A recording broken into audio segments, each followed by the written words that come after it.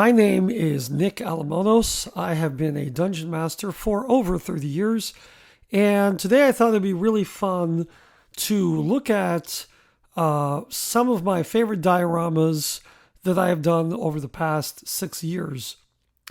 Now, a little introduction here.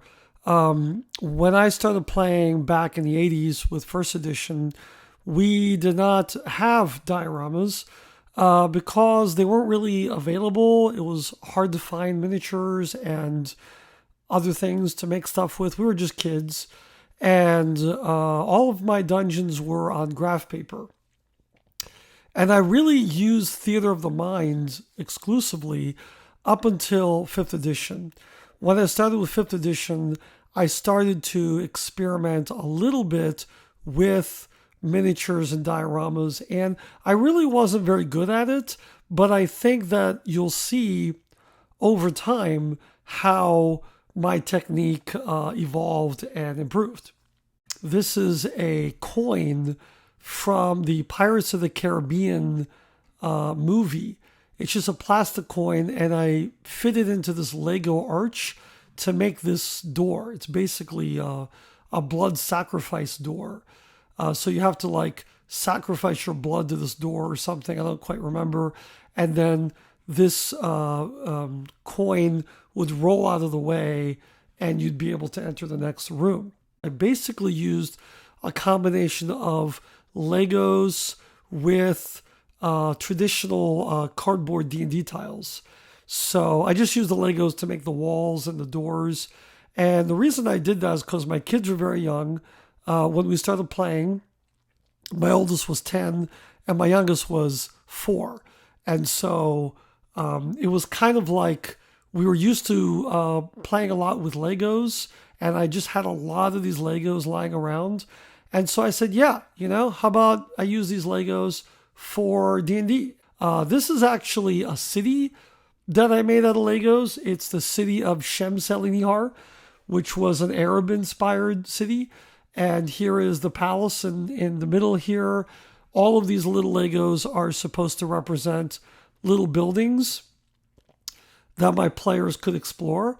And ultimately, they had to get through this wall into the garden of the Sultan, which was here, this green part. And eventually they had to sneak into the palace, and then underneath the palace is where they encountered their first dungeon. Kids were really into the Legend of Zelda at the time, and I really wanted to get them into D&D. I wanted to get them excited. So one of the ways that I did that is I introduced Dungeons and Dragons settings that were based on things that they enjoyed. So after we did kind of a generic game, we moved on to a Zelda-based game, and that's why we have Link here. And I'm always really excited when I can find something that works for D&D but isn't necessarily made for D&D. So this was just perfect. There was a time when Toys R Us sold these tiny little Zelda figures.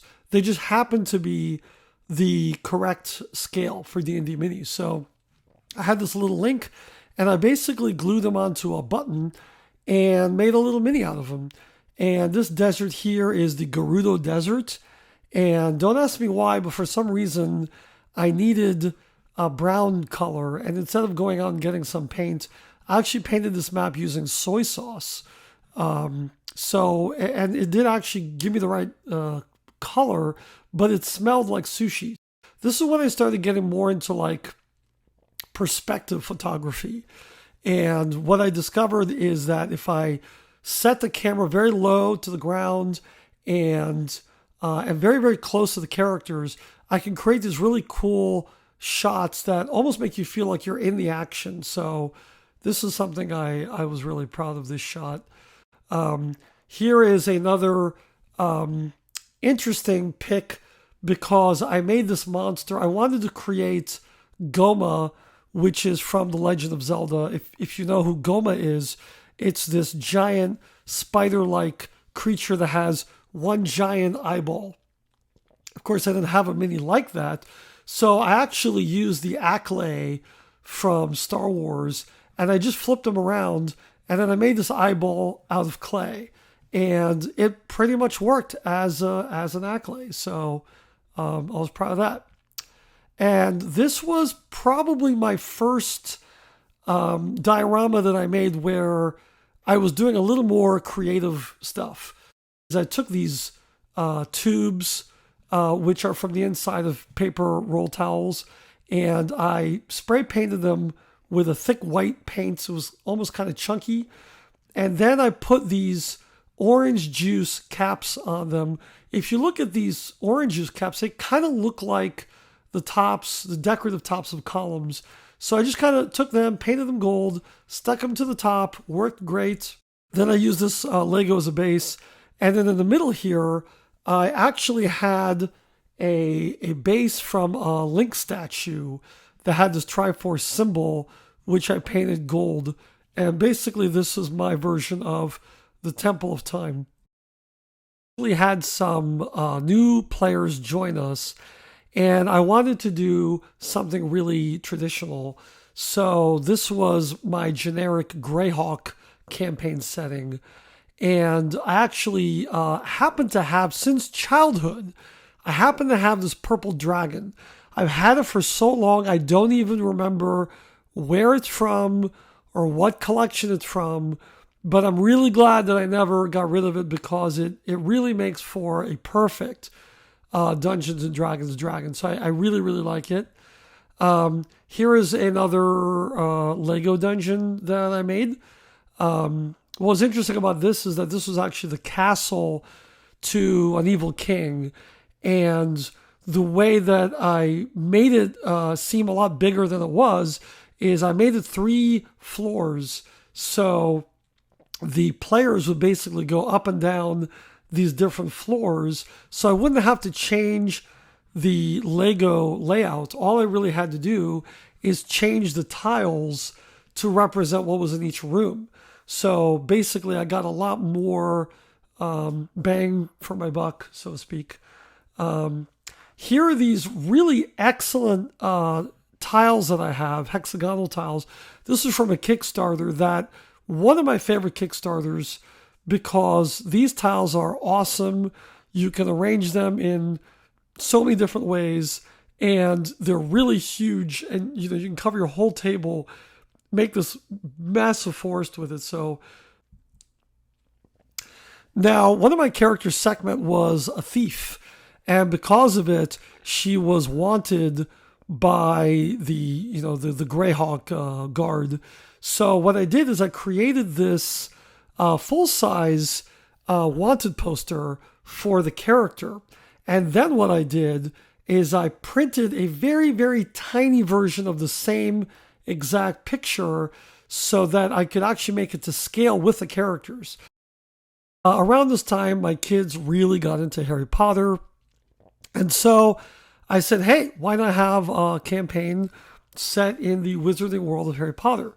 And what got me really, really excited is finding this miniature. Again, anytime I can find a miniature that works for D&D but is not sold for that purpose, I get really excited. So this is the Basilisk from Harry Potter and the Chamber of Secrets. And as you can tell, it's pretty much to scale. So I was really, really thrilled to have this mini. Now, I'm very sad about this picture, and I'll tell you why. When I made the Chamber of Secrets campaign, I didn't actually find this shield. This is actually a shield from a Masters of the Universe figure that I just happened to have, but I forgot that I'd had it. So when I did the game, I didn't really have this door for the game, and then later I found it, and I was like, oh my god, this would have been so perfect for the entrance. If you remember the movie, they have a snake door that looks very similar to this. So I was really bummed out that I just hadn't used this. So I said, you know what, screw it. I'm just going to pretend we did use it, and I'm going to take pictures as though we had used that. So this is how my crazy brain works sometimes. This is actually a clue board. This is another thing I like to do, is I like to take certain board games and turn them into Dungeons and Dragons campaigns. So we actually played a game of Clue where we had to find the killer. And the way I made it part of the story is that one of the players had actually been taken over by a mind flayer. And so one of the players was a mind flayer, but they themselves didn't actually know it. And because, how does Clue make sense? You're trying to find the killer even though one of the players might be the killer. That never really made sense to me. So I thought, what if one of the players was secretly the killer in disguise, So that's, and the mind flayer had drunk Polyjuice potion to look like one of my players. So at the end of the game, when they discover who the killer was, he revealed himself to be a mind flayer, and then they had to kill the mind flayer. And this is another really cool find. I realized if I'm going to do a Harry Potter game, I have to have Hogwarts Castle. How can you have Harry Potter without Hogwarts Castle? But of course, how would I go about building or making Hogwarts Castle? That'd be too difficult. So instead, I found this 3D puzzle of the castle. And it isn't quite to scale. It's actually about half the size of what it would have to be to D&D scale. But I said, that's close enough. I made this grid. I got some clear plastic tablecloth, and I drew these grid lines using a black marker. And then we had a really big, epic battle where Hogwarts was attacked by an army of evil wizards and werewolves and vampires and ghosts. And there was a lich in there. And they had to fight off all these enemies. And since Hogwarts should be double the size, each of these squares, which is actually 1 inch, they just represent 10 feet instead of 5 feet. And this is the Slytherin common room, which I made out of a dice tray. And this was a statue of a snake, which they basically had to find a secret lever that would open up the center of the common room, and that would lead them down into the Chamber of Secrets where they would fight the basilisk. And I used this unpainted miniature of one of my PCs to represent a character that had been turned to stone by the basilisk. And this is the Underschool. This is a dungeon that is basically underneath Hogwarts Castle. And I decided that I wanted to try something different. Instead of using Legos, I said I'm going to try using Jenga blocks for walls. So what I did is I bought a bunch of Jenga blocks and then I spray painted them with a gray stone texture, which you can get from pretty much any hardware store. And for the most part, they worked out really well. They looked a lot more like stone walls than Legos. But the only downside is that they kept getting knocked down.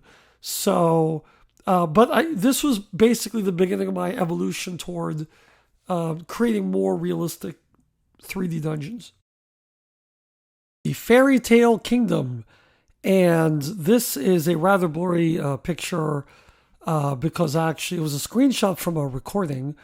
But basically this snowy hill was made out of styrofoam. And then these trees I got from Hobby Lobby. And I really like this shot, so I threw it in there. Here are these snowy tiles. They're similar to the forest tiles, but they're snow.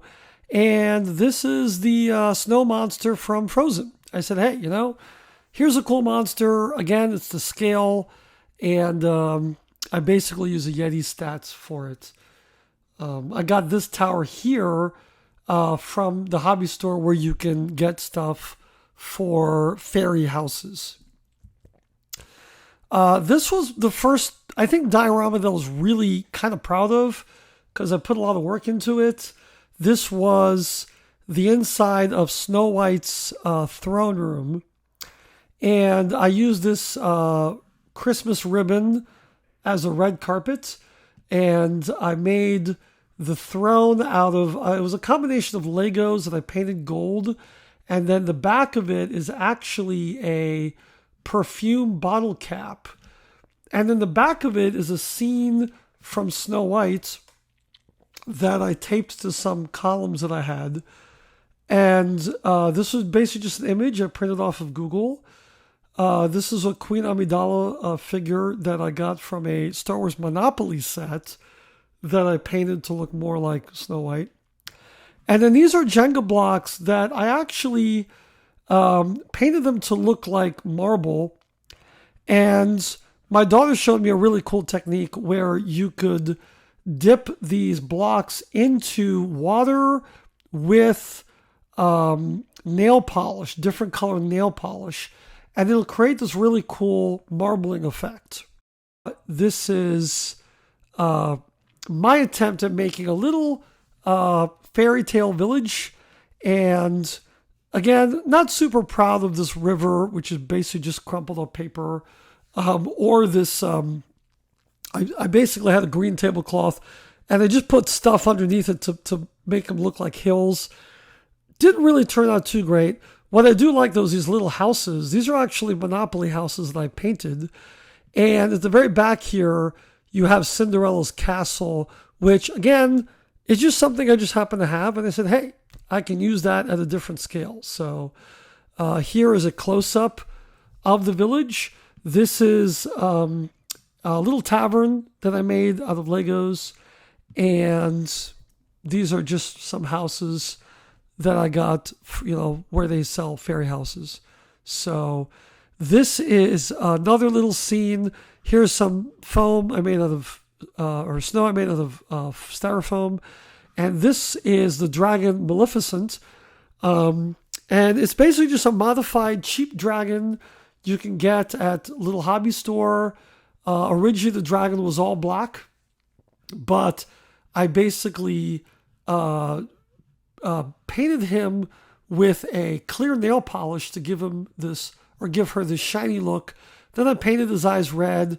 I painted his teeth and his nails white, and I painted his tongue green so it can represent the black dragon from Sleeping Beauty. And this is a scene of the seven dwarfs. There's 4 of them. And this is Doc's blacksmith workshop. And he's actually making something called the Iron Dwarf. Now, this was a secret that I kept from my players. What exactly is the Iron Dwarf? And I kind of hinted at it by taking some aluminum foil, putting it over the Iron Dwarf's head, and kind of making a little mold to kind of show that he was working on something. And this is an interior of one of the taverns. I called it the Dragon's Flagon. And it's a combination of Legos, D&D cardboard, and basically WizKids miniatures that I painted. And I started to get a little better at the painting, leaning a little bit more toward realism. I'm doing some blackwashing, some dry brushing here. Of course, there's a pizza. Not the most realistic, but hey, it's pizza. It's cool. And this is Demogorgon. This is my favorite monster from D&D. I can't take credit for it. My friend, who's a great painter, painted this for me. And this was basically the final battle. My players were too weak to actually defeat Demogorgon, but the Iron Dwarf showed up. This is the Iron Dwarf right here. It's basically a dwarf mech that was built by Doc. This is what he was building earlier. And the Iron Dwarf basically fought Demogorgon long enough so that the players could basically run away with their lives. With my Middle-earth campaign, which was a much, much bigger setting than I had ever done. The game ran for over a year, and it was 19 sessions. And so there's a lot more images. So I'm going to try to move these through these as quickly as possible. But basically, I have this styrofoam hill that I made in the background. Basically, added some fake moss and this little fake little bushes there. The rain effect I can't take credit for. That was done using a little digital photo app. This is a gnome Again, not a D&D figure, but it's to scale. And he's basically being stretched on the rack because he's too short. This here is the skulls from the ring wraiths, from the 9 ring wraiths. The players actually had to kill the ring wraiths, take their rings, and insert them into these skull heads to open the door to the next level. Now, this super realistic diorama, again, I can't take credit for this. This is actually made by Wedded Digital, the company that made the miniatures for the actual Lord of the Rings movies. So this is actually a little expensive, but they had a really good Black Friday sale, and I decided to grab it. It's from The Hobbit, and it's really, really fantastic. It looks great. Unfortunately, it really wasn't that useful in terms of playing with it because it was very small play area, but it looks great in photos. Here's another shot. Again, Wedded Digital, amazing diorama, and it's pretty much to scale with D&D figures. So I was really, really happy to have this just to wow my players. Here's a cool visual. These ring wraiths were painted by my friend, who's just he's just a great painter. This was my first attempt at making a very, very simple fort. I basically made this out of styrofoam. These are some houses that I bought online. They're basically made out of wood pulp, and you have to glue them together, but they're very, very delicate. So I ended up not really liking them too much because they're kind of hard to put together. I don't like working with glue, but they do look pretty cool. Now, this really cool smoke effect here, I did this with my phone, with a phone app. Now, this was a big battle that we had using these catapults. And again, these catapults, not made for D&D. They're pretty cheap, though. I got 2 of these for, I think, $12, and they worked really great. And I went back and used these Jenga blocks as just little towers, and we had a lot of fun basically firing off these catapult balls and trying to knock down these towers. Now, this is Erebor. It is the land of the dwarves. And what I did is I got these huge columns that, well, they're not really huge in real life, but huge compared to the characters. I thought the dwarves could make something really, really massive with this. Here are these orange juice caps from before. I love reusing things. And I put some candles in there to create like a torch light. And then I covered this with a black, basically a blanket to create this cave atmosphere. And here I'm using these columns. Basically, these are the caves of Erebor, where the dwarves mine for mithril, and these are the columns holding up the cave. And this is a massive door to the treasure of the dwarves, but it's being guarded by this stone golem. Now, this is sort of proud of it, but also a little disappointed. I wanted to make a giant statue head of the elven princess, Luthien Tenuviel, which, if you read the Silmarillion, you'll be familiar with Luthien. So I wanted to make a statue of her head. And the way I did this is I took basically a foam head and I painted it, and then I put some moss over it to make it look aged. And then I had one of my kids' play crowns that they let me have, and I put it on the head, and then I painted it the same color. So I think it turned out pretty good. The only thing that I didn't realize is that you can't spray paint styrofoam. So as soon as I started to spray paint, it actually started to melt some of the foam away, creating these little pockets that weren't there. So I wasn't too thrilled with that, but it's okay. Now, this was one of my proudest builds. This is supposed to be Minas Tirith, And so I combined different elements here, some houses that I bought. This was actually one of my kids' toys, some two-dimensional tiles of a city. This was actually a really pricey tower that I got. Here's another shot of it. This tower cost me $100. It's actually sold by Epic's Haven. But I did actually make these hills out of foam that I kind of carved a little bit. And then I painted them green and black and different shades to make it look natural. And then I used a stone texturing technique. This was actually the foam packing that came with my television. So when I saw that packing, I said, hey, I can use this. I kept it for probably a year or two. And then I spray painted the whole thing black. And then I used a sponge to sponge it with white and gray to create this stony texture. And boom, you have this giant wall that, very inexpensive and very quick and easy to make.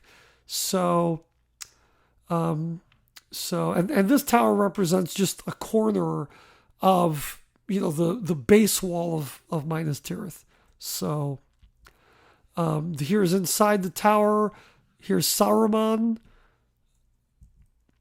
Here's another shot of the tower. I think it looks pretty good. I was pretty proud of it. And we basically had a big Warhammer style battle where they had to defend Minas Tirith from the Witch King. This dragon actually is from Game of Thrones because I wanted it to be more like the fell beasts that the Nazgul would ride. This is inside of the Prancing Pony. This is my recreation of the Prancing Pony. It's basically the same basic walls that I used for the Dragon's Flagon in the Fairy Tale Kingdom, but I added a fireplace to it. I added this tiny little printout of a tapestry, and over here I cut these tiny little cards out of paper for playing cards. This is a jousting tournament taking place in Rohan, where they have the horse lords. Here's another shot of Rohan. And again, I needed the mead hall from Rohan, and I'm like, how am I going to do that? Edoras, it's called Edoras. And I was like, how am I going to do that? And then I realized, I can get another 3D puzzle. Although my wife sort of killed me because I had her help me build this. And it took us about 2 weeks to build a 3D puzzle of Edoras that we made for one gaming session. So was it worth it? Maybe not, but hey, it looks really cool, and it's pretty close to scale. More to scale than Hogwarts, I will say that. This is the interior of Edoras, and I used a little carpet here I got from Hobby Lobby. Probably would have made a good Game of Thrones setting. But, I play with kids, so I don't really think I could do a realistic or accurate Game of Thrones game. Here is a shot of the Shire. Here, again, green tablecloth with stuff underneath. These are basically cardboard things you can fold to make little houses. I really like these because they're very cheap, very easy to make. This is a big battle we had with Muma Kill.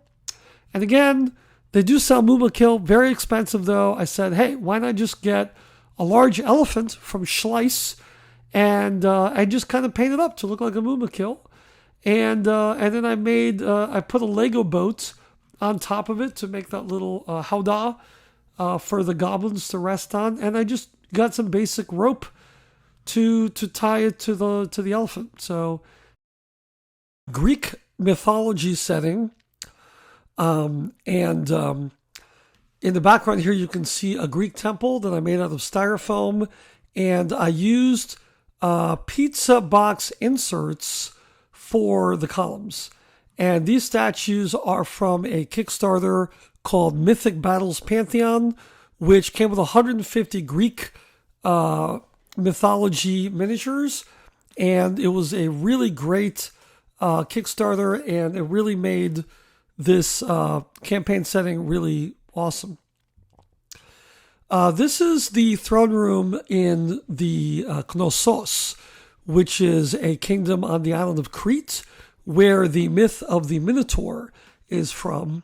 And because I'm Greek, I've been to Greece almost every summer since I was a kid, and I was able to buy a lot of these little decorative things that I could use for props.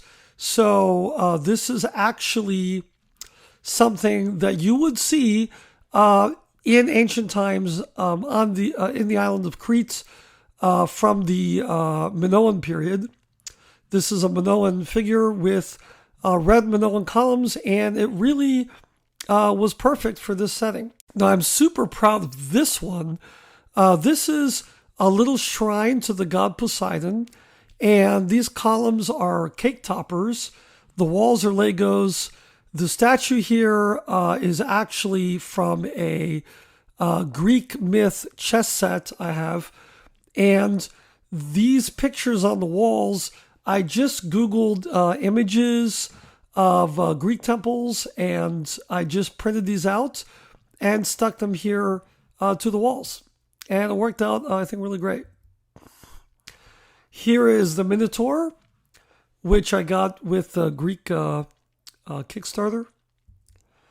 Now, this is a mixture of different elements. I used this for the palace of Odysseus on the island of Ithaca. And this is from an old miniatures game. This is a Medusa, and these cardboard walls here actually, it's part of a paper, kind of like a folding paper set that you can turn into a dungeon, which turned out really great. I really liked the way this looked. The only problem is that it was very hard to put together and very hard to take apart. I actually got this blood fountain from Universal Studios in Orlando from the Harry Potter section. And this is actually part of a hourglass that had this skull theme. And what happened is I actually dropped it and I broke the hourglass. So I really couldn't use it as an hourglass anymore. I was a little bummed out until I realized, hey, you know what? I can repurpose this for something else. And it kind of looked like a fountain to me. And so what I did is I painted the sections where the hourglass was resting. I actually painted it black to make it look like it was ash. And then I poured some red paint into this part. And then I painted some paint pouring out of it to make it look like a blood fountain. This is another, just a helmet that I used to represent a shrine dedicated to Ares, the god of war. I really love this image. Canvas that I bought online, which they sell for role-playing games, showing a beach, which is really great. And then this is a boat that we actually made out of, it's not Legos, it's actually Mega Blocks. And it's a Mega Blocks Viking ship, which I converted to make it more Greek themed. So I took off the shields that were on the sides and I painted it, the plastic to look more like wood, to have wood texture. And then I changed the sail. I basically just got a blue fabric, which we cut out into the size of this sail. And then we printed this owl stencil, which represents the symbol of the goddess Athena. Her symbol is an owl. And then we used a fabric marker to basically draw the white owl symbol. Well, this is actually the Parthenon. I put the statue of Athena, which I got from a gift store in Athens. And it just works perfectly. And if you know your Greek history, or if you've ever played Assassin's Creed Odyssey, you know that inside the Parthenon there was this 50-foot statue of Athena. So I got these houses from a board game called Santorini. And it's kind of an interesting little kids board game. It plays a little bit like tic-tac-toe. And I primarily bought the game because I really like these houses because they look like houses you would see on the Greek islands. Here's a scene of my heroes fighting these giants. This guy was supposed to be kind of like the Cyclops, even though I really didn't have a Cyclops. And this here is a naked goddess. One thing I really like is that the Greek gods are often depicted naked. So I thought it'd be really cool if I had a naked figure. And the way I kind of did this as a cheat, this is actually a Reaper miniature, which is supposed to be a naked statue of a goddess or a hero. But instead of painting the statue a stone color, I painted it like skin and basically made it a naked goddess. Now, this is something I actually made, so I think I can take credit for this. I wanted to get some Greek-style houses. I was inspired by Assassin's Creed Odyssey. I love those ancient Greek houses that you see in the game. So I went out and I bought 5 pounds of clay, and I basically cut this out. And what I really liked about this is that I didn't need to be really proficient in making things out of clay, because the houses are supposed to be houses that belong to poor people. So they're not really supposed to be very elaborate or very fancy. And so my lack of skill in making things out of clay actually sold the illusion of this is kind of a cheap house. So as you can see, the walls aren't very even. The windows are not the same size, and that kind of worked to my advantage. Mod Podged it to give it a rough texture. Then I painted it with an off-white color, and then I did this kind of rough blue stripe. And then I used this plastic door, which I painted with a blue dry brush. I made a little cutout, and I measured it so the door would fit in there. And then I have these little beads, which these beads are used for jewelry. And I thought they kind of look like little Greek pottery. So I just kind of put those there for Greek pottery. It's a little alcove where you have these reefs sticking up out of the water. The characters would have to swim between these reefs in order to fight this monster that could fly. So it kind of gave them a challenge of how are we going to fight this creature when he can fly and we have to swim from reef to reef. That made things very interesting. Here's another scene using some of the clay houses and the giants knocking down these trees, and just kind of using houses and trees and objects as obstacles to make the battle more interesting and more dynamic. This is a map I made of Greece. And the way I did it is I went to Google Earth and I zoomed in to Greece, to modern day Greece, because the map hasn't really changed. And I basically removed all of the streets and all of the cities and all of the grid lines. And I just did a simple topographical map. I screenshotted it. Then I put it into Photoshop and I added 1-inch grid lines. And then I basically got these very simple icons of Greek cities, and I put them in specific locations for major Greek city-states like Sparta and Athens and Olympia and Ithaca. And I even went so far as to write it out using Greek lettering and Greek spelling. Here's a shot I'm really proud of. I find that if you take these shots at a very low angle, you can get some nice, almost kind of like photorealistic scenes of a D&D campaign. Here's another Schleich toy I got of an octopus. Makes for a great giant octopus. Here's a shot of the temple that I built out of cardboard and pizza box inserts. I have to say, if I didn't have the pizza box inserts, probably wouldn't have been able to pull this off. Here's another shot of that. You can see I actually just printed out some pictures for the statues that go at the top on the pediment.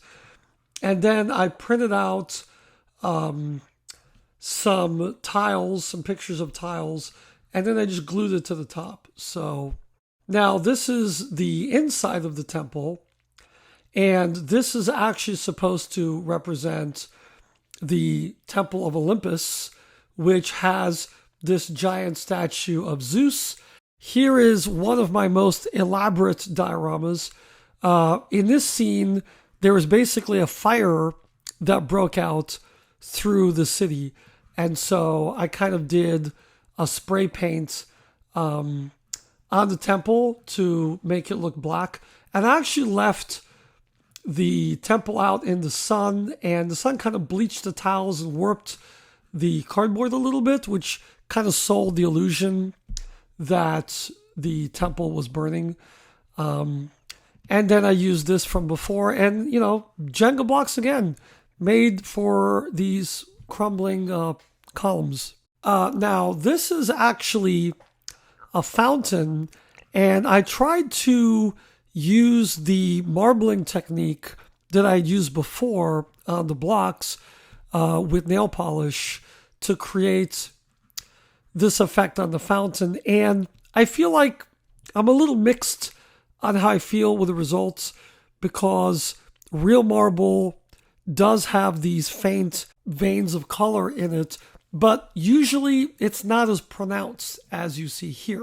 Here's another shot that I really like the lighting. I think that if you're going to do miniature photography, it's really good to get a low angle and get some really good lighting, and you can get a pretty cool effect like this. I actually made this out of styrofoam, and I used the toilet paper technique. If you're not familiar with this, you get some styrofoam, and then you get some wet toilet paper on top of it, and that gives it a different kind of texture, and it also prevents the styrofoam from melting when you spray paint it. So I painted this whole thing black, then I did sponged it with this texture, this brown texture, and then I sprinkled some green moss on it. And this is actually supposed to be a much, much smaller scale than regular D&D scale. And so this moss is more like little bushes at this scale. I call this rice scale because a figure would be about the size of a grain of rice. So this over here, instead of being a Greek god in the flesh, this is just a statue of the sun god. And the reason that I wanted to do this is because I wanted to have the finale of my Greek myth game where the heroes have to fight a kraken. And one thing I really don't like about any of the krakens that they sell is that they're just too small. If you look in the monster manual, the kraken is huge. I mean, the kraken looks like he's basically, big enough to destroy a city. The kraken's like Godzilla in the monster manual. But when you get the kraken as a figure, he's really pretty tiny. Both versions that I have seen, they're just really, really too small to devastate a city. So what I decided to do is buy one of these kraken figures and just use it at a much, much smaller scale. Just say, okay, here's the boat that the heroes are on. Here are the houses. And so that would make the kraken much, much bigger, much closer to the kraken in the monster manual. Here's another shot. This is actually the city of Troy, which is why you see this big wall in the background. And this back here is a Lego horse that I used for the Trojan horse. I decided the heroes could actually sail from Greece to Egypt. So this is the beginning of my Egyptian-themed campaign. And here is an obelisk that I got from the Universal Studios Mummy Ride. This is actually a Warhammer miniature set, and I decided to use it for D&D. So I basically painted it up in this earthy stone color to match my Egyptian motif. I did a very faint dry brush here to give it a blue texture that looks like it wore off after the centuries. And then with the griffin, I painted him gold. Actually used the Warhammer Distributor Armor gold. Then I black washed it, and then I went over it with a very light aquamarine dry brush color to make it look like it was the way it was being discolored over time. This is my first dungeon using Dwarven Forge tiles. So I finally, got into Dwarven Forge, and this is my first dungeon.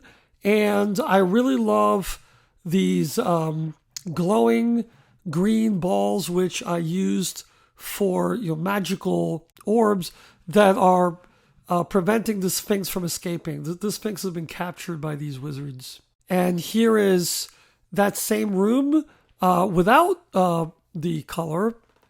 And so these are 4 red wizards fighting my party here. This is a stone chest that I painted in one of the rooms, and I switched out the orbs for these torches. So Dwarven Forge, a little expensive, but gotta say, you really can't beat it in terms of quality. This is probably my most proud diorama. Basically, it's a Warhammer set, same as before. But this arch I actually made out of pink foam, which I cut out. And what I did is I actually cut this space to fit my iPhone. So I slipped my iPhone into it, and then I got this GIF of a swirling portal that goes around and around. So that's basically it. All my dioramas that I'm most proud of, that I made over 6.5 years of playing D&D. And you can see, I think, that I've evolved. And I think that, the more I do this, the more I'm going to learn. And really, I'm not really the type of person that is very crafty. But I think that with a little bit of effort, anybody can learn to make dioramas that will that their players will really enjoy. So that's it. I hope you enjoy watching this video. I know it was kind of long, but it was, this represents 6 years. So thanks for watching.